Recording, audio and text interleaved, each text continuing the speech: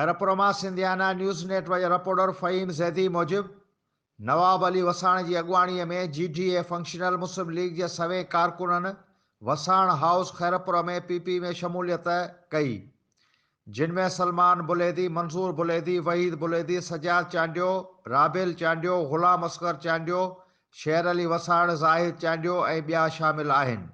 जॾहिं त नवाब अली वसाण खैरपुर जे मुख़्तलिफ़ इलाइक़नि मां आयल कारकुननि सां मुलाक़ात करे संदन मसइला ॿुधा ऐं आफ़ीसरनि खे अवाम जा मसइला हल करण लाइ हिदायतूं जारी कयूं। उन मौक़े ते नवाब अली वसाण चयो त इमरान नियाज़ी जी क़िस्मत हाणे रोइणी रहिजी वियो आहे। ख़ान साहब पंहिंजे वक़्त खां वधीक बयान ॾेई शोहरत हासिलु करणु चाहे थो। आसिफ अली ज़रदारी पंहिंजे दौरे सदारत में पंहिंजा अख़्तियार पार्लियामेंट खे ॾिना ऐं पार्लियामेंट खे मज़बूत कयो।